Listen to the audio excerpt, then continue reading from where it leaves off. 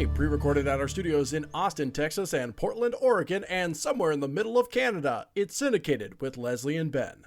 Hi everyone, I'm the Ben of that. And I'm the Leslie. This is a twice-monthly podcast about television, genre, and storytelling, in which we watch an episode of a show and explore the history of television, one episode at a time. Folks, speaking about the middle of Canada, we're joined by our friend Jeff Martin, whose town of residence, it occurs to me, I've never asked. I live in Edmonton, which is in fact in the middle of Canada. It is kind of towards the left side if you look at the map. But the middle of Canada is like most of it. There's a lot. Yes. We come from some of the whitest countries, which means there's a lot of middle. Leslie's also from the middle of America. That's true. The middle of Canada is also the more racist part. Oh, I think that's not fun. I think the whole thing's probably kind of quite bad. Yeah, yeah, everywhere's not great. Jeff, been a bit. You joined us on season 1 for News Radio and Workaholics, and you've brought another show to our attention. Although not to our attention, because as we'll, I'm sure, discuss in greater detail, this show haunted me like a nightmare. I knew about it, and I wish I never had. Wow. But if you're just now joining us, folks, we're talking about Ugly Americans, the 2-season Comedy Central show about a New York City populated by monsters and demons. Our hero, Mark Lilly, works for the Department of Integration, a new department created specifically to help non-humans find a place and less than meaningful jobs in a human world. The show ran from 2010 to 2012 on Comedy Central and for a total of 31 episodes. And the reason I phrase it like that is because that's right when I was getting into The Daily Show as a politically conscious young man. You know, The Daily Show. Yep. And my hand to God, I saw so many fucking commercials for the television program Ugly Americans during that time period. Oh. And I kept having to watch that one shot of trees fucking each other. In that one special little preview they kept re-airing. I didn't see this at all, so this is all news to me. Well, Leslie, there's an episode. Yeah, there's a whole episode about getting trees to fuck. Oh my. It is vitally important to the continued not falling into the sea of New York for these 2 specific trees to fuck. Oh. Critical. Well, okay, then let's get into this. And so since I DVR'd The Daily Show and The Colbert Report and then watched them in the morning, you know, those shows air at like midnight, and that means they can show the raunchier ads. Ah, I see. And that means I saw that image a lot, and God, I wish I never had. One of the trees is Kumail Nanjiani. Oh. Actually, I think that makes it okay. Wow. He's he is the tree who thinks maybe I shouldn't just fuck this other tree. I should fuck whoever I want to fuck. But also he's a tree, so that's, not it's kind of practically useful. Quite literally rooted to one spot. Yeah. Not gonna lie, it being Kumail Nanjiani kind of makes me feel a little bit better about that. Yeah, it turns out being a fuckboy is much, much more difficult if you are a tree. Mm-hmm. Les, do you want to take it from here? The show was created by former Simpsons writer and Monk executive producer David M. Stern. Did not know that. Relative of Daniel Stern. Really? Mm-hmm. His brother. Huh. Well, I okay. don't know any of these things. Yeah, Daniel I know. Stern. That's one thing that I actually really like about this show is that it's got a lot of some real industry heavyweights who aren't known or quote unquote famous or quote unquote celebrities. Yeah, for sure. This is we've obviously talked at length about like celebrity casting. Right, yeah. This season. These are voice actors and comedians, which like sometimes kind of rare on these shows. And it's not the kind of show that like relies on like filling in celebrity voices, as guests every few episodes as a way to, boost the show for marketing reasons. Right. Like, when they bring people in, they're usually just also voice actors and comedians that are just coming in for a guest shot. Oh.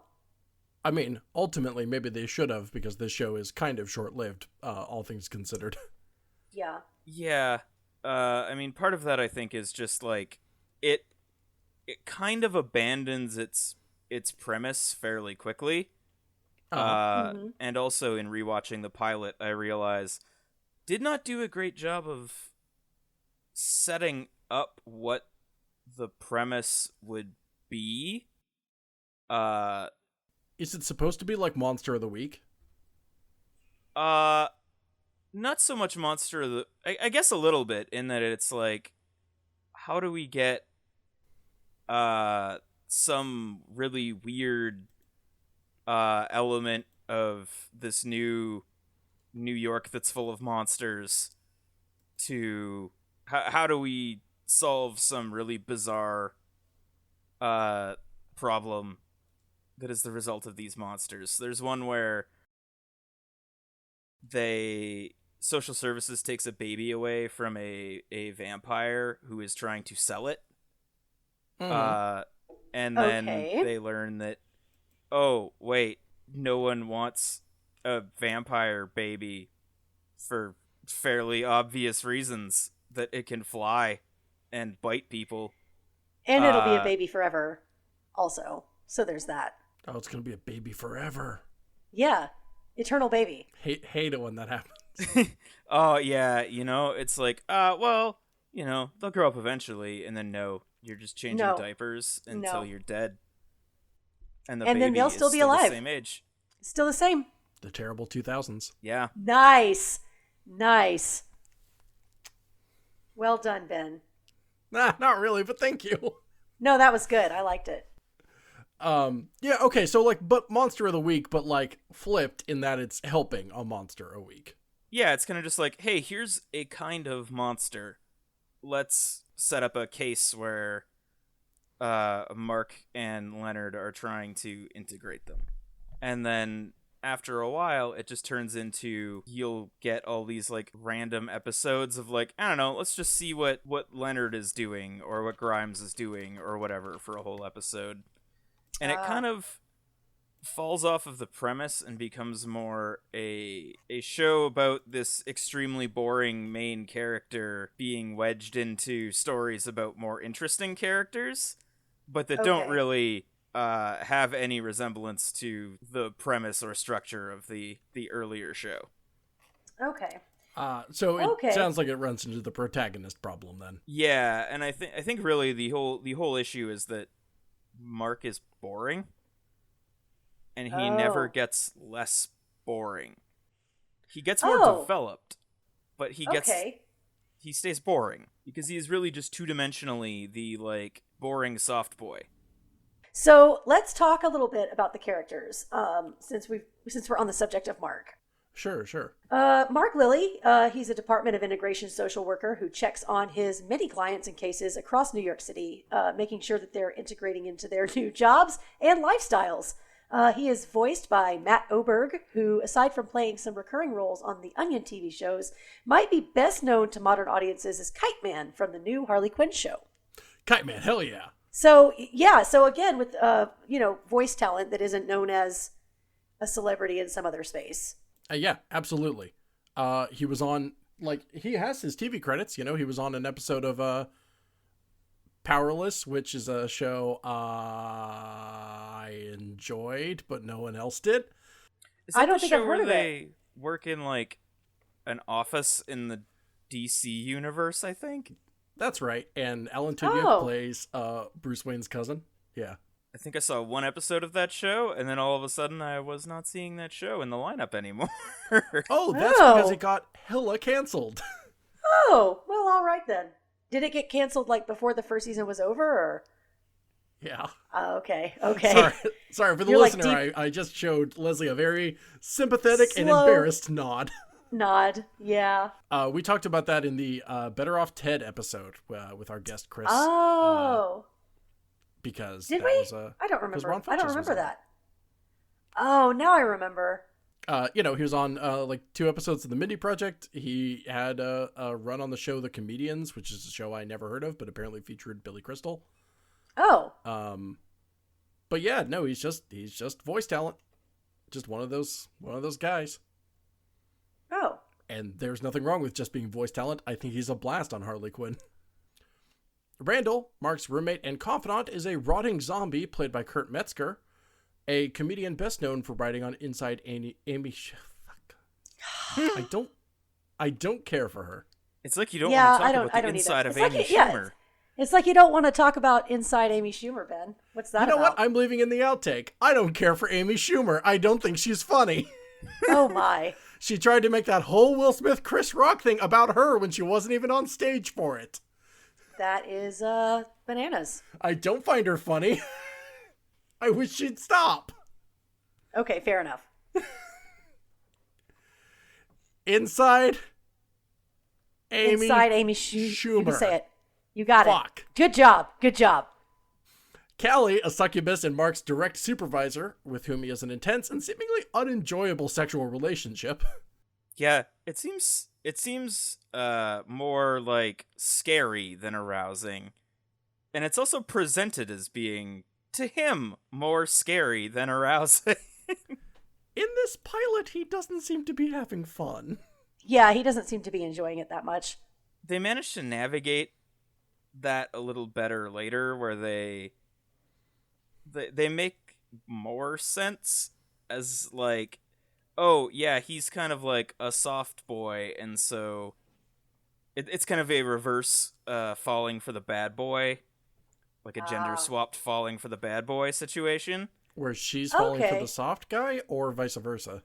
where Callie is the bad boy essentially. Oh, sure. Because the first time we see her in the entire series, she is screaming in her demon voice, and her eyes are on fire, and then she flies away into the night. But she's very fun as a character, because they can kind of just do anything. Mm-hmm. And also, just like, there's a bunch of really fun, weird, gross demon mythology that will develop over the course of the series. Sure. Oh, joy. Doesn't it make Yeah. you want to watch the whole thing? I have watched the whole thing, which was way more than I remembered there being. I only remembered the first, 15 episodes or so. Which Right. maybe that was, all that the Comedy Network in Canada bought, maybe? I don't know.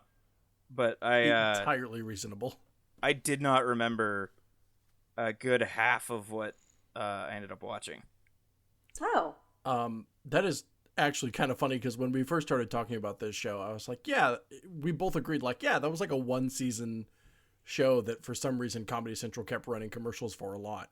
Shocked to There's find 2 out there seasons. was a second season of that. Yeah. There were 2 seasons. I say that as an authority, even though I'd never even heard of this show before we started watching it for this podcast. So it's it's fine. I'm suddenly an expert. Yeah, I mean, I guess you said you. Well, hadn't because seen I don't the watch commercials. because I don't watch television, like live television. So I don't ever see commercials. So I missed that entirely.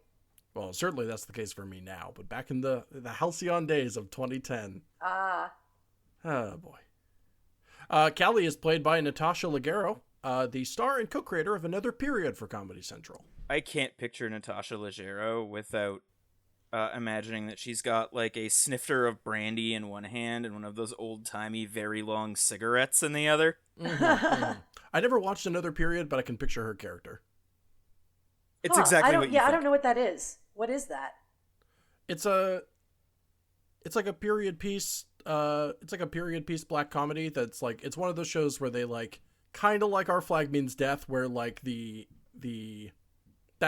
a bad comparison, but where past experiences, or rather a period piece, is just told through a completely modern lens. I see. It's got a lot There's of another comedic version of anachronisms and this. stuff. Huh? It's got a lot of comedic anachronisms and stuff like that. There we go. That's the way to phrase it. Got it. Perfect. And I believe, unless I'm mistaken, it's the 1920s. Oh, huh. Is it good? I've Okay. seen it, and I don't remember if it's good, but I remember, enough. I can picture it really clearly. It's like her and I think Ricky Lindholm are like That's correct.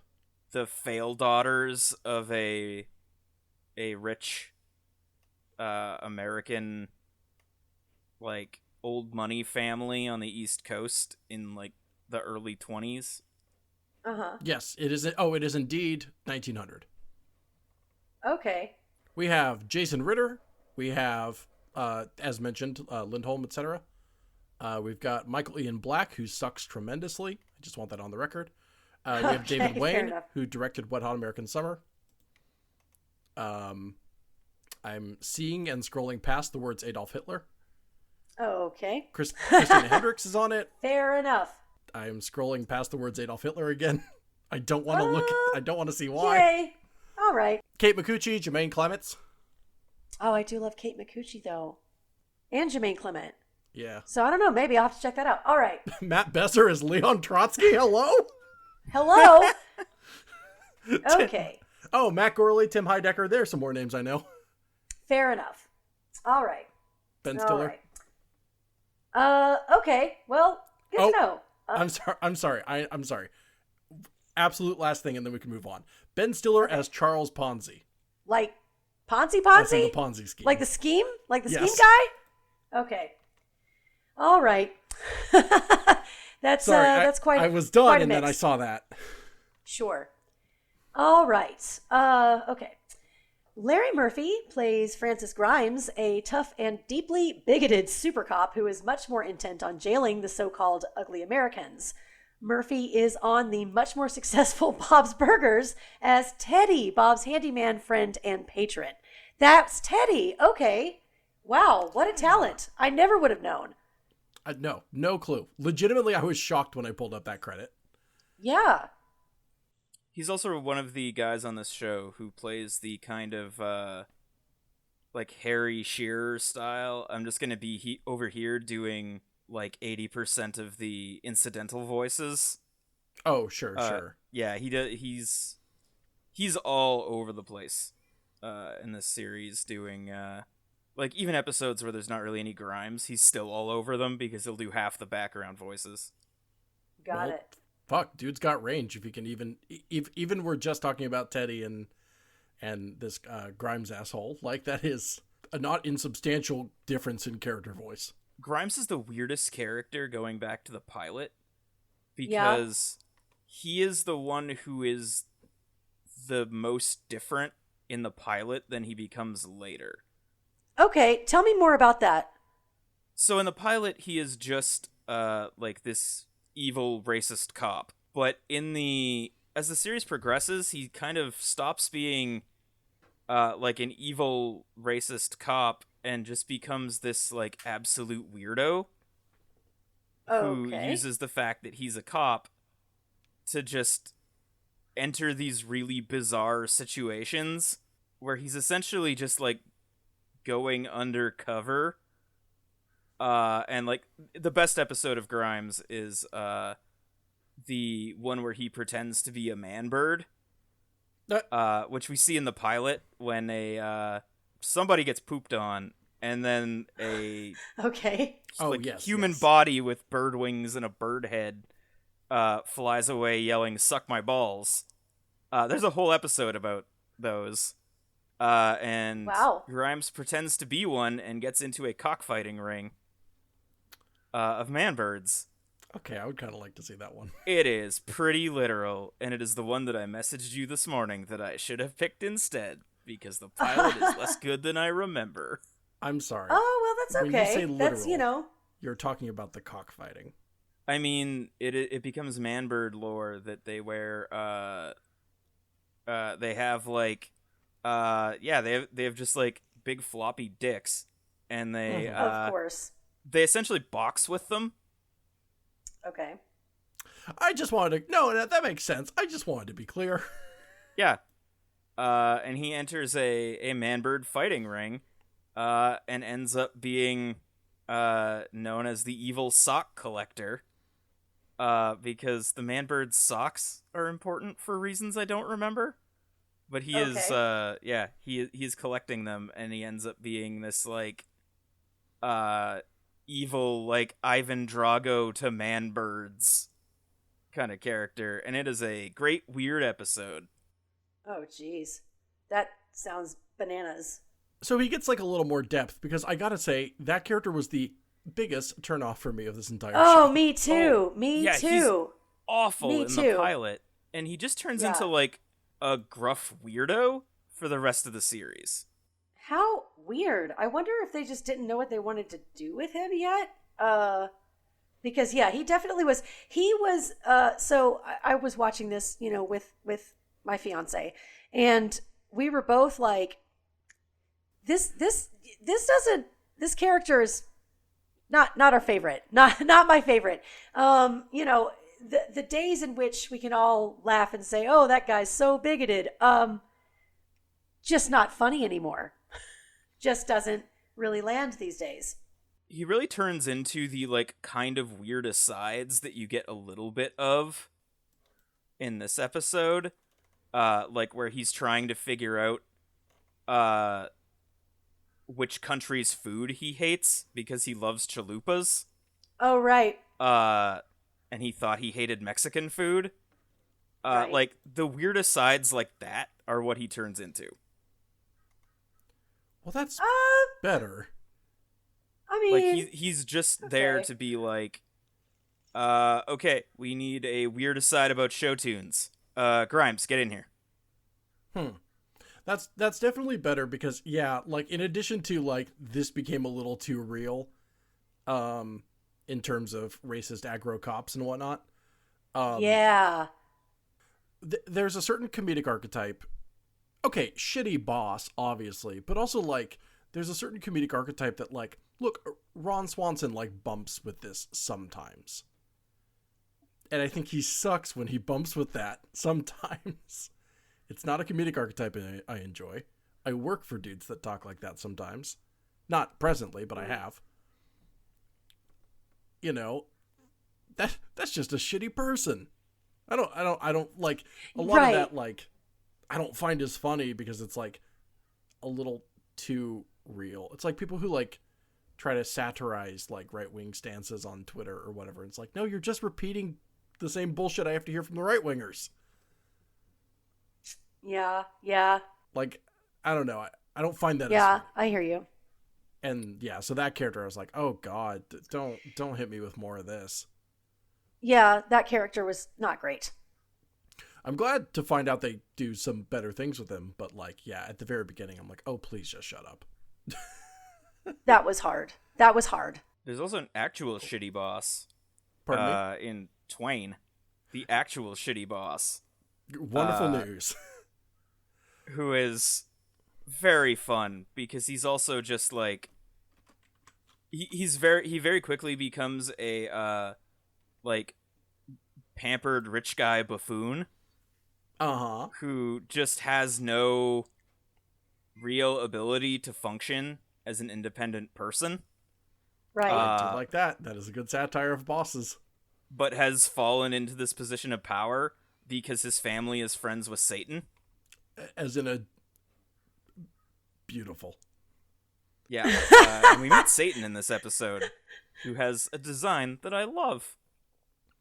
Oh? Michael Leon Woolley plays Twain, Mark and Callie's boss, a demon with a powerful baritone voice and a love for ham is indicated in this episode.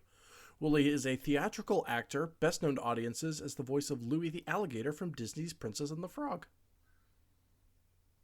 Oh. Which, Oh.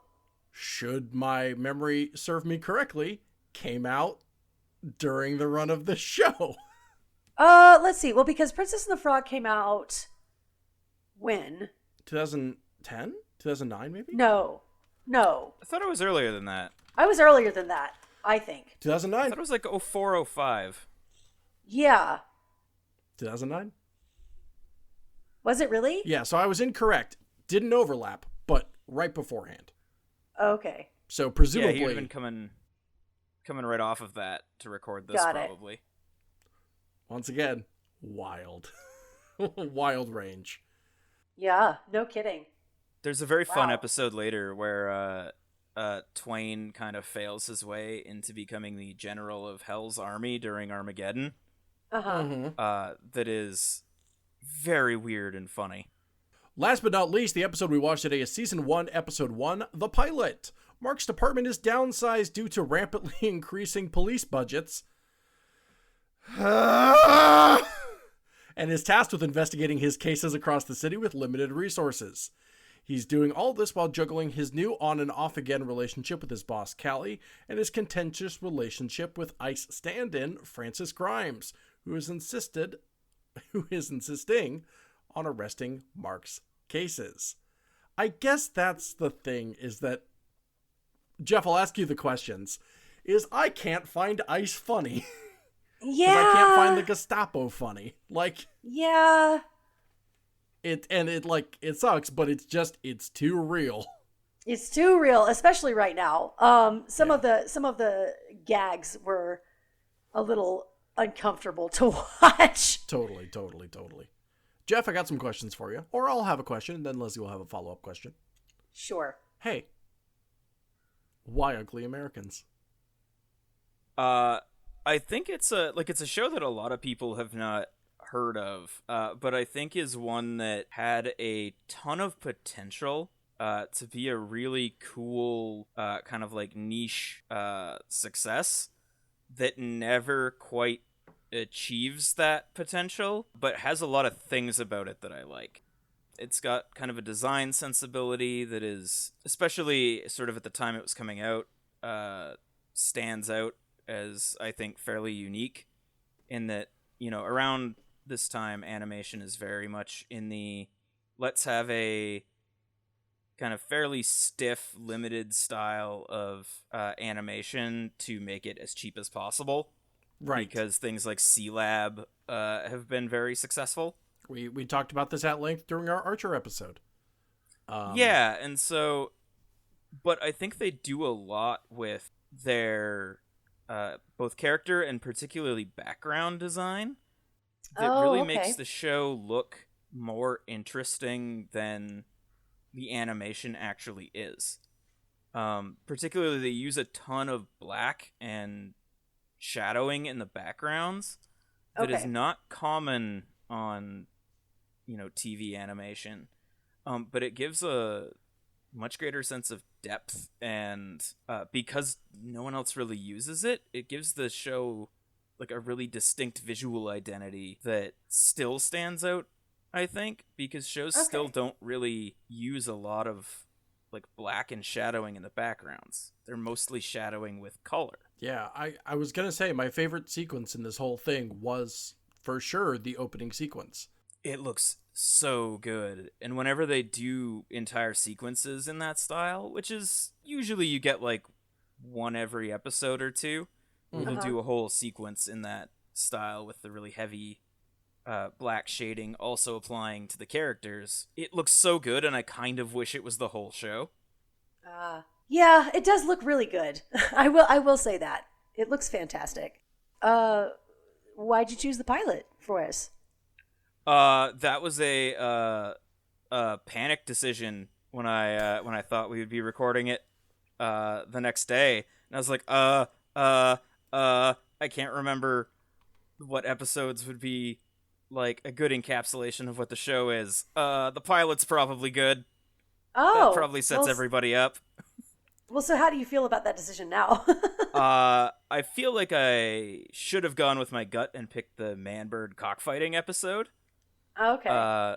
Which is super weird, but I feel like is a better example of what the show is when it is the most successful. Which is taking the premise of, everyone is having to adapt to the society where there are monsters. Now let's look at a specific part of that and how it affects some of our characters. And so in that episode, Randall has become a promoter during cockfight season because Randall is in the archetype of like Kramer style character where he doesn't have a job, he just keeps getting jobs. A Todd. Okay. Yeah. And so in this episode, his job is that he is a trainer and promoter of man-bird cockfights. And Grimes goes undercover to infiltrate these cockfights and ends up being kind of captured and sold to Randall, and Grimes is losing himself in his undercover role as a man-bird cockfighter. And there's this like weird it's like they're taking elements of, you know, undercover cop movies where like, oh no, I am becoming the thing that I'm here to stop. But also he really enjoys battering these birds to unconsciousness with his limp penis. And yeah, there's like a subplot where Mark is trying to raise a baby man bird to not be a vulgar, disgusting like dickhead from New Jersey stereotype, and then Grimes fights that man bird's dad. It's real weird and super fun. Yeah, because I will say about this pilot, it's kind of like scattershot gives off the wrong connotation for what I'm shooting for, but like it really does try to like cover everything. It really does, yeah. It tries to cover really the entire world, everyone's relationships with each other, which means nothing really has its own time. Yeah. Yeah. And it feels like it does a good job in most of the characters. You get like a sense of who they are and how their role in the show is going to go. But it does feel unfocused in a way that doesn't really jive with the fact that it also does have like a pretty focused plot, but then like the characters feel like they are not quite moored to the show yet. Okay. Sure, I'm with you on that. Yeah, I definitely see that as well. They feel like they're still in the we have notes and a turnaround of this character on the board. Okay. And now we're going to insert them into the show. Right. But we haven't written enough that we feel, you know, like as a creative team, that I guess the way I'm talking makes it sound like I'm on. But like I was talking to Chuck in the writer's room the other day, and he really thinks he sees some potential in Mark, but I'm like, I'm feeling no. Oh God. But yeah, like it feels like they needed to write 10 more episodes and then find where the characters kind of become themselves and then go back to the beginning with that, which I think is a problem in most TV shows in general. Well, not just TV shows. It's a problem with a lot of media. Like one of my favorite webcomics, for example, reading through the first strips is difficult because they don't match the characters that they become at all in any way. Yeah, that's kind of, especially with serialized stuff, like you really do kind of have to project ahead to what you're aiming for so that you can like properly telegraph and foreshadow and like move in that direction. You can't just have two characters eventually be like, oh shit, they need to kiss. Well, they've been in if love. They're straight, I guess, but whatever. Huh? I said you could do it if they're straight. I think. Yeah, they do that all the time. You know, you gotta you gotta build up to it, and if you're gonna build up to it, you gotta know where you're going. Right. Yeah, I would say like the strongest. I mean, there's a reason that my introduction notes kind of read the way they did is because, like for Callie and Mark, I was really kind of sitting there going like, do they like each other? Right. Is he having fun? Right. I kind of can't tell. I can't tell. She's if he clearly likes got this some or sort not. of investment in him, but I don't know if he's on board at all. Sure. Yeah, as the series goes on, you kind of realize that like because Callie is half human, half demon. Right. We meet her mom later, and her mom is just this like extremely like stereotypical like I am a woman in her 40s, which is I think she's supposed to be older than that, but like the way they do the lines in the face is like, no, you're 40, you're fine. Oh, I see. Okay.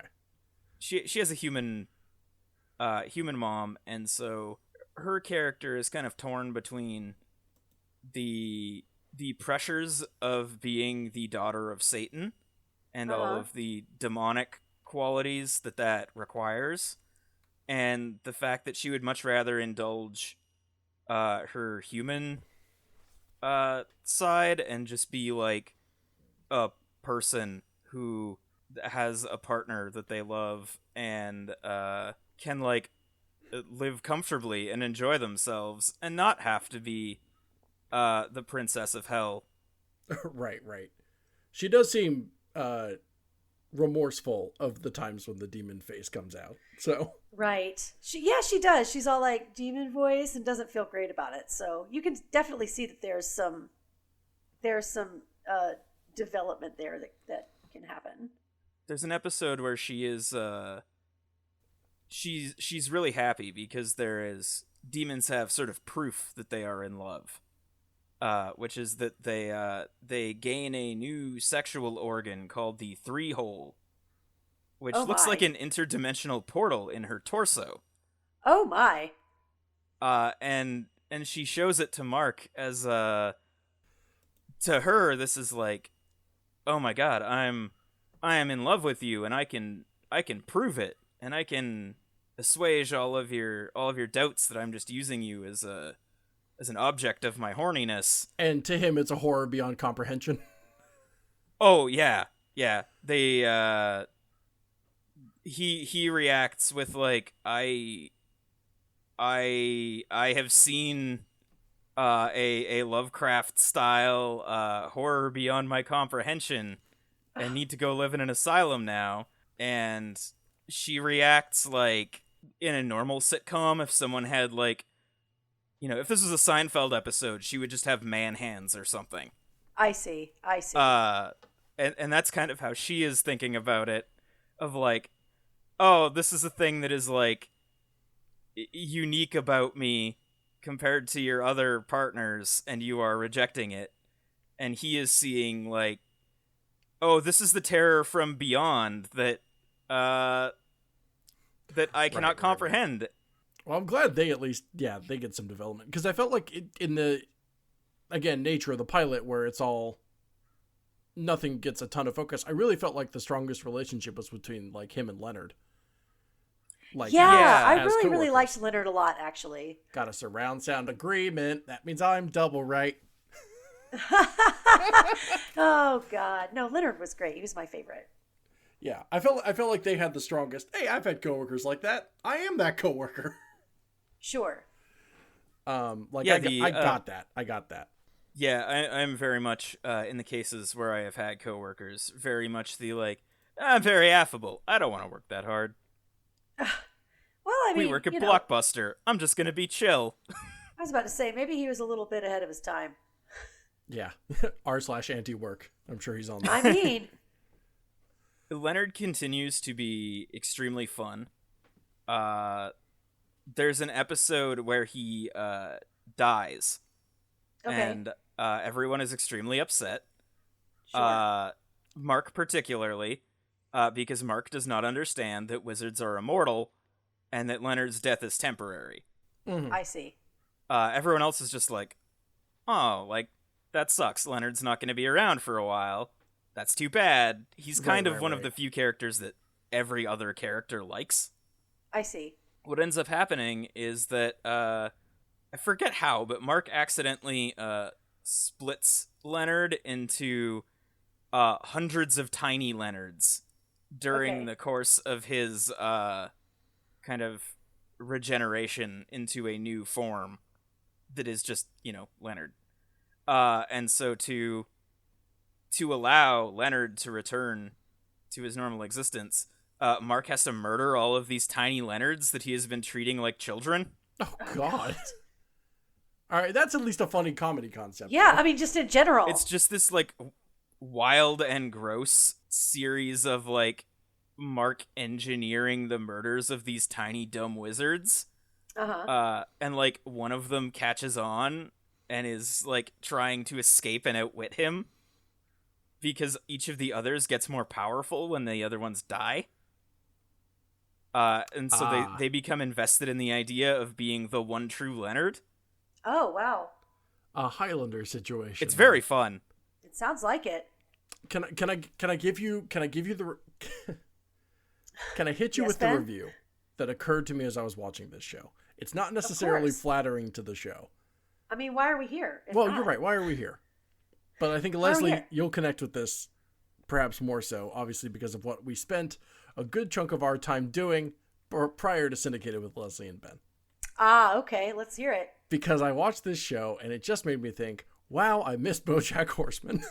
Ah, Because of the whole conceit where like a bunch of like perfectly normal things are happening, but half of the people are monsters, or in the case of BoJack, animals.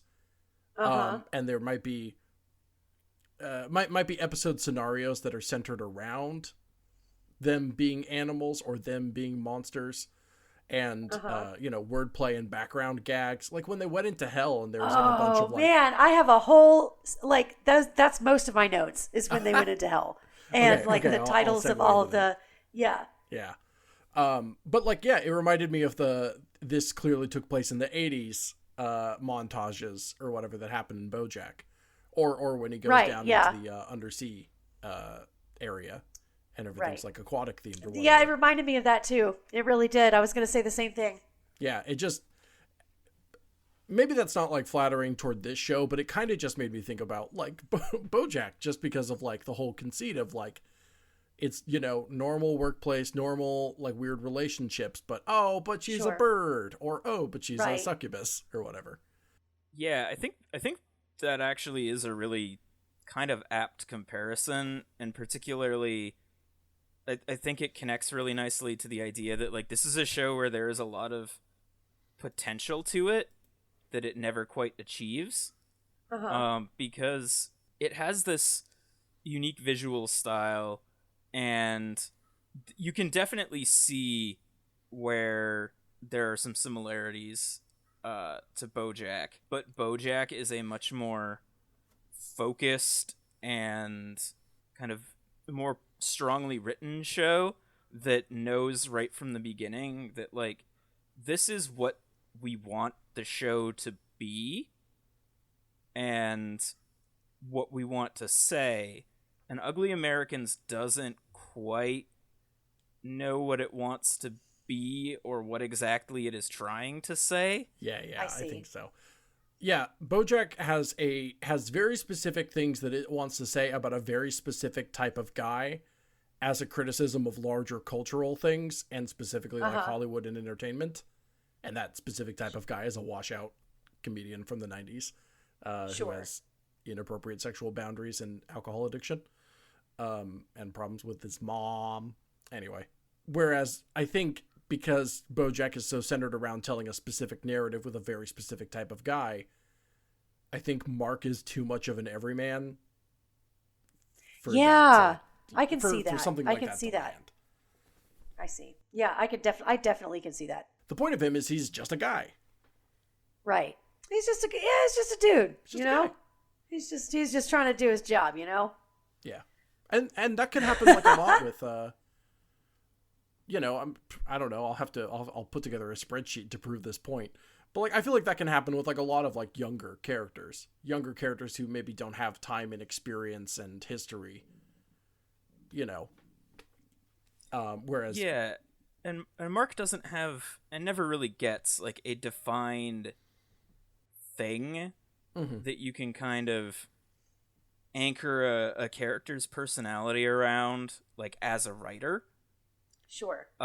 Because like the pilot sets up that his main characteristic should be that he really cares about the ability of these monsters to integrate into a society with humans. But we never see why he cares about that.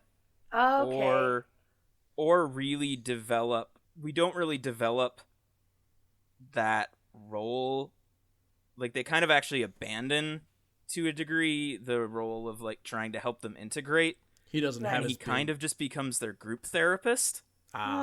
He doesn't have, like, his big inciting thing or anything. No, and so it kind of just, like, the group kind of narrows down a little bit to the funniest of the ones that appear in this episode. like the Great Brain and Right. the I did like koala the Great guy. Brain. Great Brain gets an entire episode later where he's having problems with his brain wife.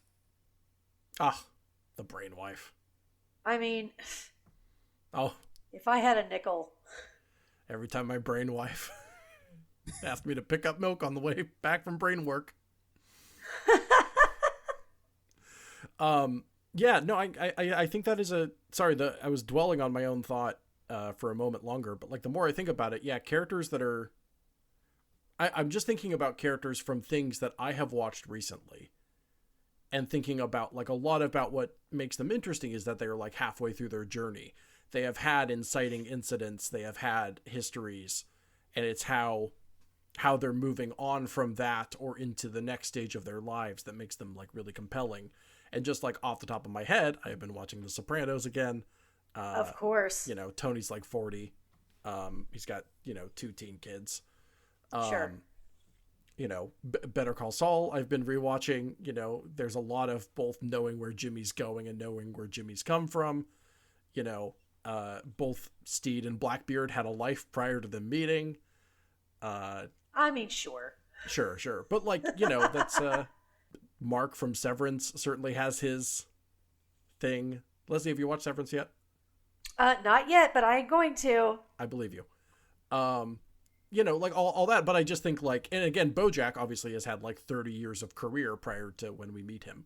Whereas like Sure. now that I'm thinking about it, you get like a young, optimistic, this is my first office job kind of character. There might not Right. be that kind of like, I mean that's what we all call it, right? When we leave like high school or college and get our like first jobs, is we're establishing ourselves. Mm. Like I'm trying to figure out, True. or our 20s are like, I'm trying to figure out who I am, etc. Mark reminds me a lot of people I knew when I was getting my education degree, Mm-hmm. who, because I got my education degree when I was already like in my mid-20s. But a lot of people I went to school with, like if you go straight into it out of high school, you can be a teacher at 21. Yeah. And so Mark's character reminds me a lot of people I knew from that time. Okay.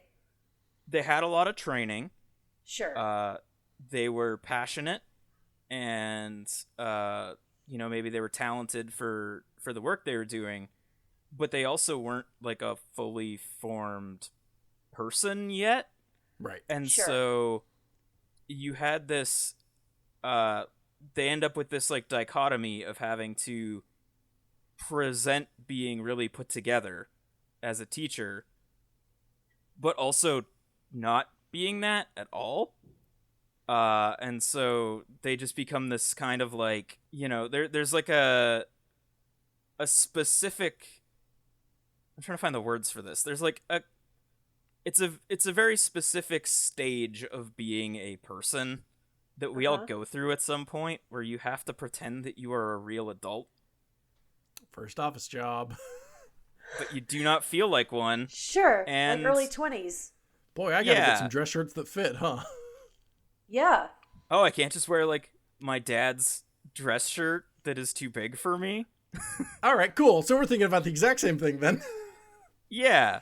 And I guess it's like, yeah, it's what you said, the establishing yourself period, where like you are not the person that you were previous, but you're also not the version of yourself that will go through most of your adulthood either.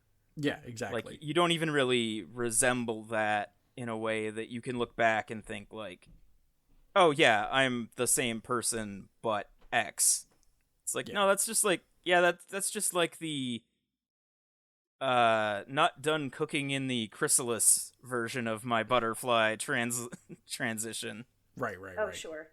And I think Mark might be a little too young and a little too everyman to for me to really like hook onto him. Okay.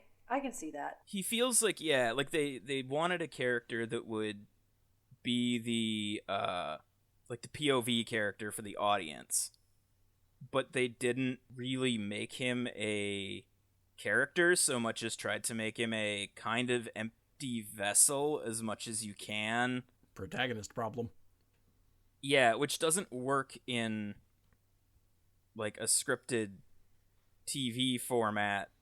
Right. Like, it's the kind of thing that you can get away with in a video game and kind of nowhere else. And I think they thought maybe that he would like develop over time in the way that many TV protagonists do, where they kind of start as a vague, like, this is going to be your POV, and here are some like specific qualities that we will bolt onto them.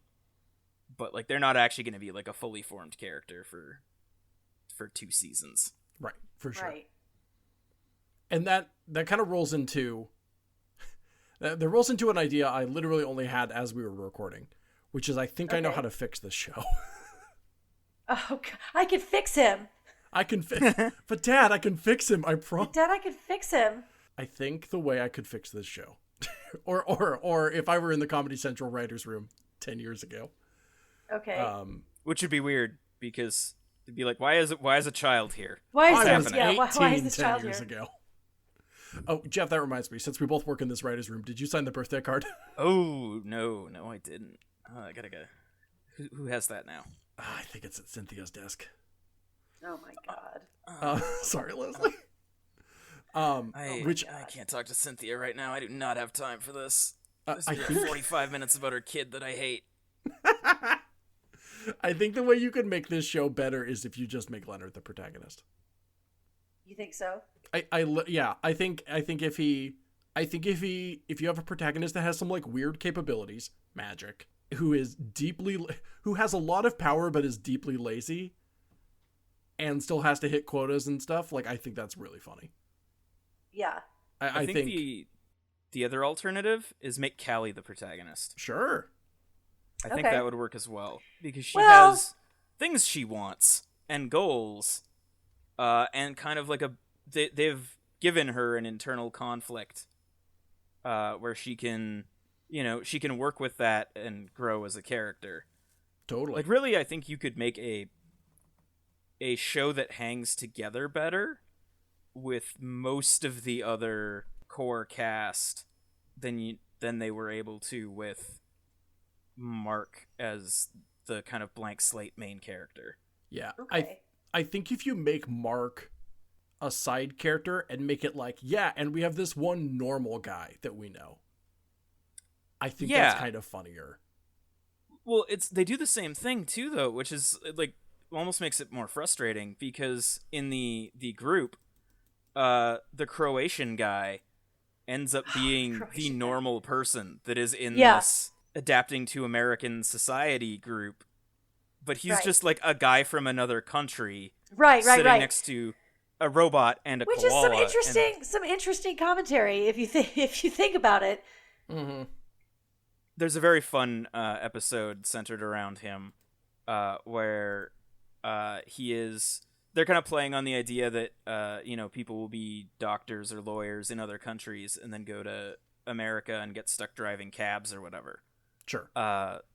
And they do the same thing where he's like, I was a doctor. I want to be a doctor. In the pilot, he's a candy striper at the hospital, and so they decide he wants to, he wants to be a doctor again. Okay. And then we learn that, like, oh, wait, no, he wasn't a doctor in his country either.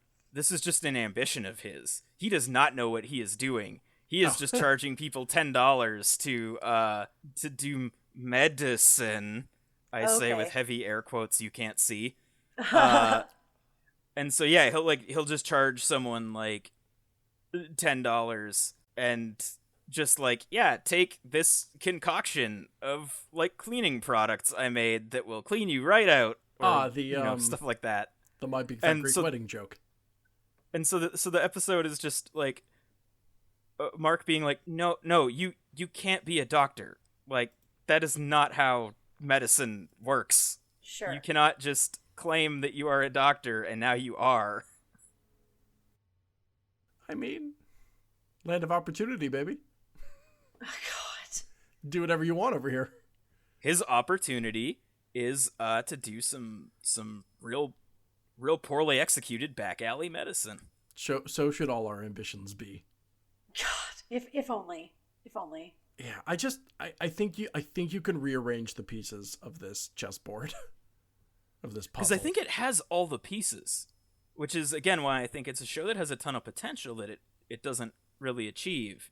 Because I think everything you need to make a really fun, interesting show is there, and they do it in specific episodes. Mm-hmm. Like they're able to achieve that.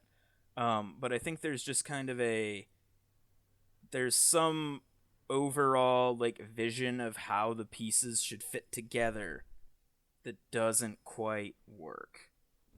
And the reason that going back to a much earlier question of why did I pick this is that the show really sticks to me because when I first saw it I was like, oh, someone is kind of just like adapting the premise of Hell Inc. into a right like kind of different, like slightly different thing, to the point where actually Hell shows up later, and that is what it says on the outside of the building when you see Satan's office. Right. And I was like, oh no, do I have to go get in a fight with Hollywood for making this thing that is very similar to my comic? And then no, I don't have the capacity for that. No. But also I feel like this is I should be able to point at this as a test case for Hollywood. Give me a bunch of money. I have a version of this show that already like hangs together. Yeah. I guess the better version is your comic, which I've enjoyed consistently for the last, like, how long have I known you? Like 3 or 4 years? I think more than that. It's really good. Yeah. If you're not reading it, you should be. Yeah. Thank you. Doing victory poses over here. Which is, it's really weird when I realize like, oh yeah, people do actually read this. Those numbers on the stats page are human people. They are. They're real people. Been donating to your Patreon for like 2 years, but whatever, man. It's fine. It's cool. Well, yeah, that makes you a realer person than the other numbers. Congratulations, Ben. You're a real boy. I'm a real boy. Or wait, that's Mickey Mouse. Pinocchio's the whatever. Oh my god. I can't do Pinocchio's voice from memory though. Haha. Yeah, I mean, yeah. All right.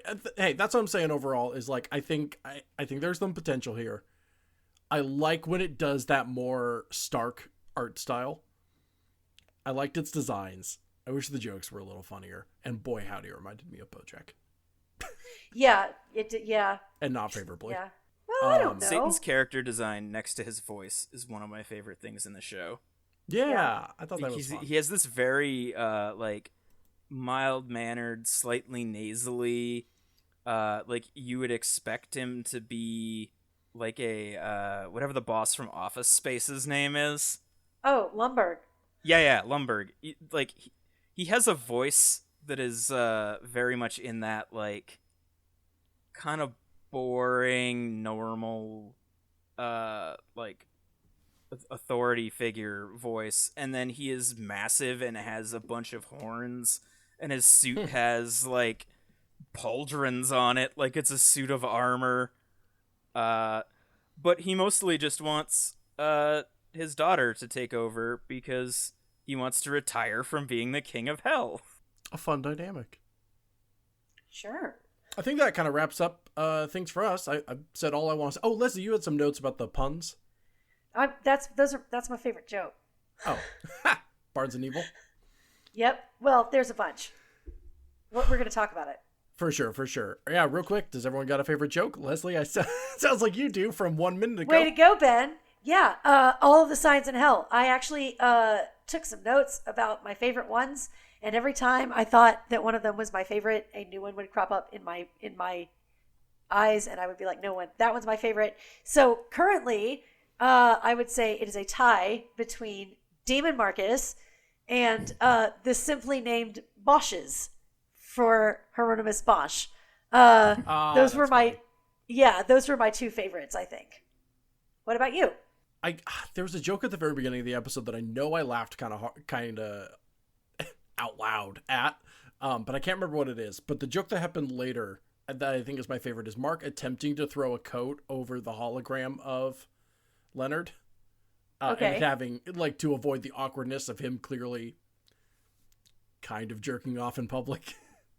Okay. And the coat just going directly through his hologram. I thought that was pretty funny. I liked all of the Leonard hologram gags, particularly the one at the end when he was clearly on a beach. Yeah. Huge Bender vibes on that one as well. Keep your chin up. Yeah. Smoosh those breasts together.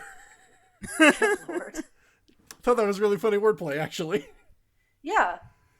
Yeah, that was a good ending the episode on a high note kind of thing. I like that. Mm-hmm. Jeff, what about you? One that I was reminded of when Ben, you mentioned something near the end of the first scene that made you laugh out loud. One thing that I really liked and I hadn't noticed before is in the scene where Mark is phoning the door place to get the door replaced after Randall smashed it. Oh, right. In the background of the salesman's shots, there is a Dracula who is pitching a door to a zombie customer, and it's this like metal frame, like this big metal like almost like prison style door, and you can't hear anything they're saying, and you just see the Dracula making these like salesman style, like, look at this thing, hand motions, and then the zombie starts punching the door, and then we cut back to it, and the zombie has gotten tired and starts trying to chew on the door, and then the Dracula is like, oh wait, what is he doing? Oh no, stop it, and trying to pry him off, and like clearly gesturing for someone to like, hey, come help me. Right. Yeah. This is one of those shows, again, like BoJack, where like there's just like a lot of life in the universe. Yeah. You know, like shots are busy. You're not always meant to be focusing directly on who's like in center frame. There's always something in the background. Yeah. Right. But the other thing I really liked was a pair of great brain jokes. One of which is him being told to knock when Mark and Callie are making out in the stall, and he just is like, what would that achieve? Like me smashing my spongy, wet brain into it, and then he makes a gross splat noise against the door. Right, that's a big killer. Right. And then the conversation that he has where he's like washing something at his job, and Mark is checking in on him, and the great brain is explaining that back home he was part of a vastly intelligent superorganism in charge of the continuation of the species. And Mark says, I thought you were from Toronto. And he responds, that's right, Canadians are way more advanced. We invented bacon. That's right. That was a good one too. And as a Canadian, I have to point out anytime the joke is about being better than America as opposed to America's hat. The joke is about Fair what? enough. It's about being better than America than being what? America's hat. Stop that. What was the joke about? All right, that's enough. I'm sorry. Folks, joined as always by our friend Jeff Martin, old Rent-A-Thug Comics himself. Jeff, you have a Kickstarter I'm sure you'd love to promote? I have a new book. It is called Hockeypocalypse Slashers. It was done in collaboration with my Polish cartoonist friend Lukasz Kowalczuk. It is a hockey horror story about a team of mutants in post-apocalypse Canada. It is great. It is my favorite book that I have ever written and drawn.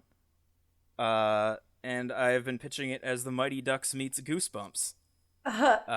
Because it is a horror story for kids involving, radioactive giant potatoes, and a demonic hockey team.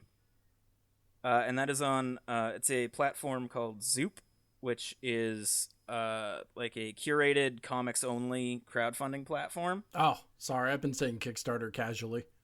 It's one of those things where Kickstarter has become the Kleenex of its industry. I see.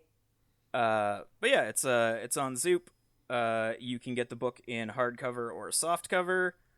You can also get the entire previous series, which is 4 books, at a hefty discount. You're essentially getting 2 of them for free. or you can get one of every book I've ever made that is still in print, which is 13 graphic novels. So yeah, you should go over there and get that funded so I can stop screaming into the void of social media about it, and return to being a semi-normal person, as close as I get, as some sort of owl man who is only awake at night. Which is when you and I text, usually at about 2 a.m. Yep. Pacific Standard Time. Yeah, most of my interactions with Ben are like a kind of normal time for someone to be going to bed for him, and well after that for me. Really? What? Because aren't you and I in the same time zone, or are you an hour ahead of me? We are an hour separate. Okay, which means that it's even later there than it is here. Okay. Got Yeah, it. I believe I am an hour ahead of you and an hour behind Ben. Vice Got versa. it. You're an hour ahead of me and an hour behind, Leslie. Ah, yes. What even is time? No, it Ben? doesn't matter. It doesn't matter. None of it matters. Yes, just Jeff and I's friendship can be best described as asynchronous because I'll get to him within 23 hours. Amazing. Man, that's my friendship with like everybody. Well, wake up during human hours and maybe that'll change. No, I refuse. All right, folks. My name is. Actually, no. I'm not even going to promo myself yet. By the time you hear this, we'll have recorded it a week ago. I'm going to the mat for my friend's comics. I've been backing that Patreon for like 2-3 years now. I've backed 2 previous Kickstarters. Fucking check it out. We'll put the link on our Twitter. Check it out. I'm begging. Do it. Folks, my name is Ben Hamlin. You can find me online at Ben C. Hamlin on Twitter and Instagram. Only one of those is really worth following. It's not my Twitter. I don't think that's true. Oh, thank you. I think my jokes are pretty fucking funny. I've been getting Your out a jokes are couple great. bangers, by which I mean 10 retweets. You got jokes, you know? I feel like 10 retweets is a normal person banger. Yeah, this is doing Like- numbers. Like, if you Right. don't have, like, acquaintances that have tens of thousands of followers that will, like, retweet your shit and make it go viral, like, 10 retweets is a banger for normal people. That's why I'm friends with Leslie and you. All right. Yeah? You can check Yeah, out we Paris. met via Twitter. Yep. That's true. No, I just mean y'all are my big follower count friends who I've tricked into retweeting my work. You can check out Parascience, an exploration of the supernatural and unquantifiable. That comes out every other Tuesday right here on InfinityBreak.net. I stream on Tuesdays and Fridays. You can check out our Twitch channel, twitch.tv/InfinityBreak, InfinityBreak.net, where we're telling stories our own way. All that jazz. Leslie, where can people find you? Well, people can find me at Vanetti on Twitter, Vanetti. I talk about pretty much everything. I don't even know. Right now it's a little more depressing because of current events, but you should still follow me because fun stuff crops up occasionally. Folks, you can probably do the math as to what fun stuff we're talking about, although really, we don't have to talk 2022 in and of itself is the explanation. The world is Facts. garbage. Let's talk about cartoons. Yep. That's been my strategy. This is Anyway. the second podcast about cartoons I have recorded this weekend. You gotta pass the time somehow.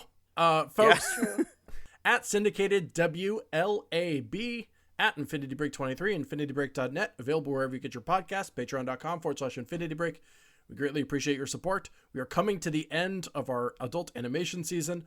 Leslie and I are going to put out a poll soon, figuring out what our next season is going to be. We'd love your input on that. Yeah. Stay tuned to our various social media accounts for that, both our personal channels and Infinity Break and Syndicated. Yeah. It's been a pleasure talking about adult animation with you, Jeff. Leslie, with you for Yeah, the last thanks season. so much, Jeff. Been a hoot. Yeah, thank you guys for having me. This is always, like, I love coming on here. It's super fun. Yeah. We love having you. I end up way overdoing the homework and watching, like, 30 episodes of a TV show to talk about one for an hour. Me and fucking That's Ted okay. Lasso last season. Sure it'll be me and Bob's Burgers later. Anyway. Sure. Yeah, there's a lot of Bob's Burgers, though. That's gonna... Hey, that's another show that has a lot of like background life. That's Yeah, a that great is true. show. Anyway, folks, we'll see you in 2 weeks' time with another episode. Thanks for listening. Bye.